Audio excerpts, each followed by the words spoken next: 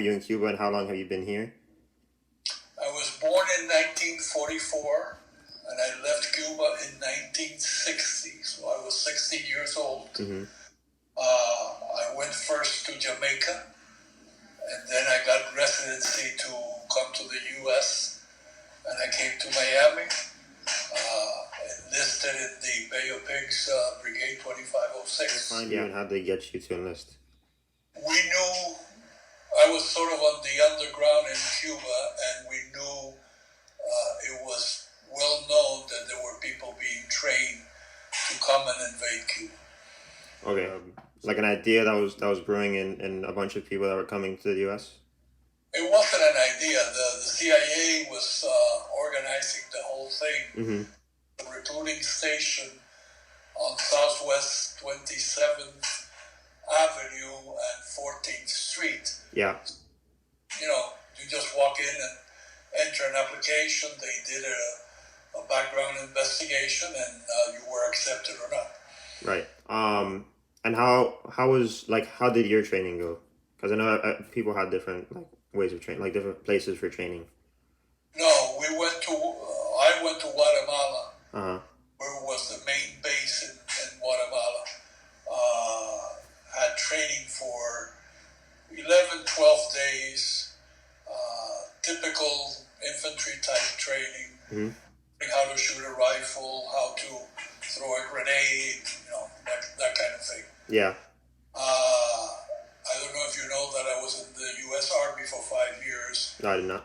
I served and went to Vietnam, was a paratrooper. So comparing training, it was very lacking. Right. But the motivation was very strong. Mm-hmm. And that sort of made up for the lack of training. Right. Give me kind of a summary or backstory of how it was landing, and then when you left. Well, we got on boats in Nicaragua that were heading to Cuba. The trip took 4 days. Mm-hmm. On April the 15th, we saw our planes coming back after bombing the airport in Cuba. So 2 days later, we basically had I was aboard a boat called the Houston. Right. The Sunday just before the 17th, we had a mass, and then we were ready to go. We were supposed to go deep into the Bay of Pigs, not into Giron, which is at the entrance. Right. However, the 2nd Battalion, which was supposed to go first, had almost landed all of the other people. There were still a couple of people left. But the 5th Battalion, which I was on, never landed, never got a chance to go on the boats. Eventually, Monday morning, the rebel planes started shooting at us and bombarding and trying to take us out, and eventually they did. The Houston had to be run aground so it would not sink. Right. And we were on the opposite side of the bay. So they asked for volunteers to take a rope to shore so the people who didn't know how to swim could hold on to the rope. Right. And me and 3 other guys did that.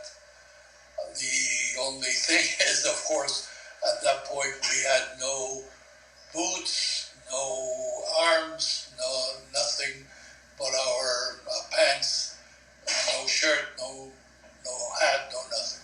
Yeah. So when I remember I believe the Houston was bombed at least 3 times, right? And it was taken to shore, and like you said, it was grounded, and it was just people were just jumping out and getting onto land, right? Yes. And I've done a little bit of research, and I remember there was 3 different beaches that had their own names. It was by color, I believe. Yes. I'm pretty sure you guys landed on the Blue Beach. No. The beach that we landed on actually had no name because it wasn't part of the design invasion. Okay. The red and the, I don't know, whatever the green. The green, yeah. Were all on the other side. Right. We landed where it's completely a swamp. Oh, okay. We ended up trying to go around to the other side so we could go to Playa Girón. I'm sorry, to Playa Girón, and we never made it. Right. So yeah, like each battalion, each part of the brigade had their own like beaches to land on, and it obviously didn't work out as planned.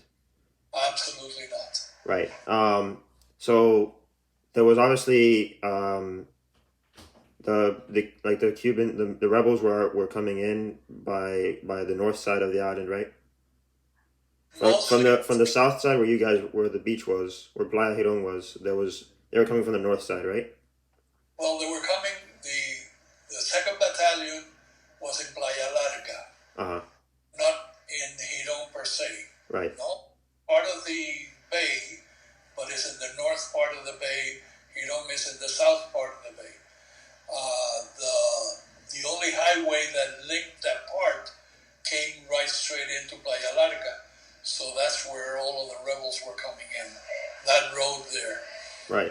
Like what day did you guys evacuate from Cuba? The order was given on Wednesday afternoon to try to escape to the Escambray Mountains in small groups. So everyone that could walk would, try to hide, and some people went to local people and their homes and were able to change clothes and everything and try to escape. And 40-some were able to escape, but the 1,200 we got captured. When everybody found out that there was missiles in Cuba, obviously living in the U.S., that was a threat to national security.